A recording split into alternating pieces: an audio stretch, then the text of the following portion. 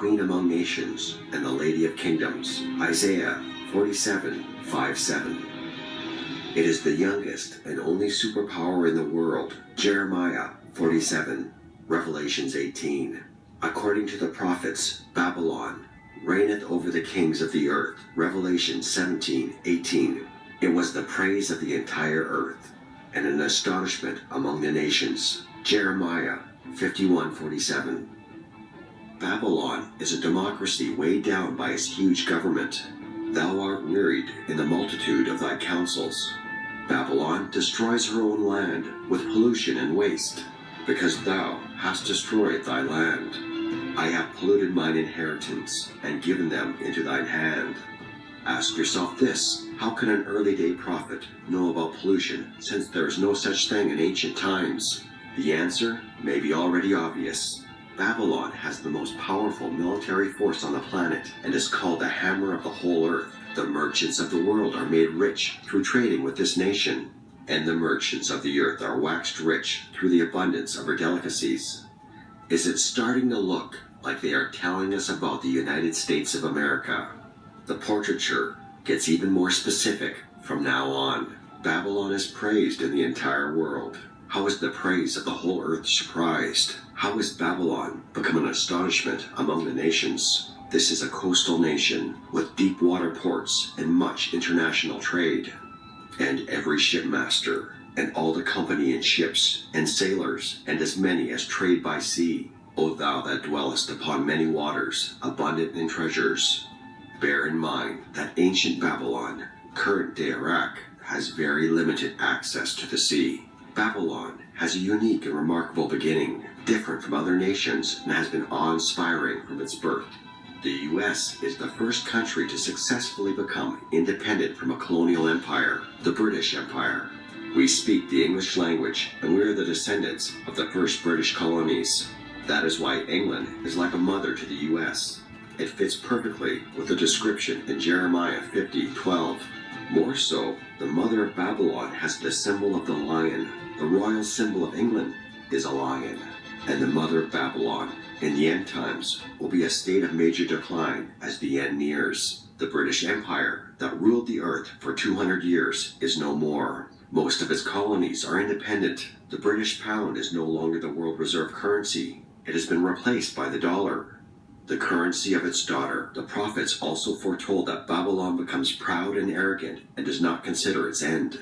Therefore, hear now this: thou that art given to pleasure, that dwellest carelessly, that sayest in thine heart, I am, and none else beside me. How much she hath glorified herself, and lived deliciously, so much torment and sorrow give her. For she saith in her heart, I sit a queen, and am no widow, and shall see no sorrow. Does this sound like American exceptionalism? The strong belief rooted inside our people that America is different from other nations, better than them in every possible way. Even the name Mystery Babylon is deeply symbolic.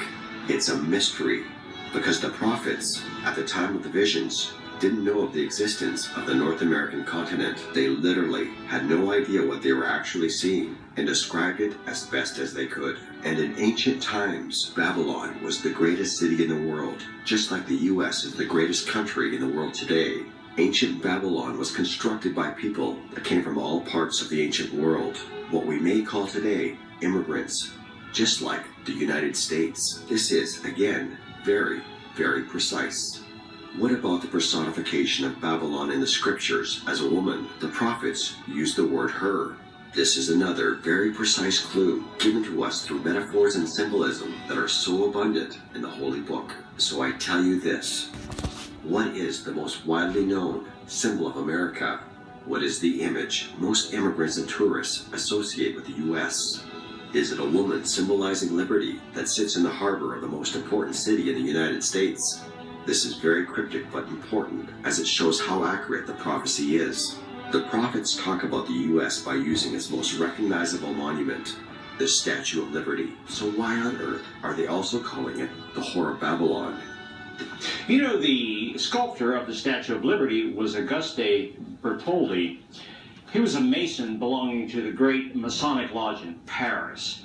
Before beginning the Statue of Liberty project, Bertoldi was already seeking a commission to construct a giant statue of the goddess of fertility, Isis, as it was known to the Egyptians, or Ishtar, as it was known to the ancient Babylonians. Well, the Romans also adopted this fertility goddess, but they changed the name to Libertas in Latin, or Liberty in English, of course. Libertas is the mythological equivalent of Isis or Ishtar. Therefore, the Statue of Liberty is also the statue of Isis, or as the Babylons called her, Ishtar, the goddess of fertility, love, and sex. According to the ancient pagan rituals, one could only be purified of a sin after intercourse with a temple priest or priestess of Ishtar.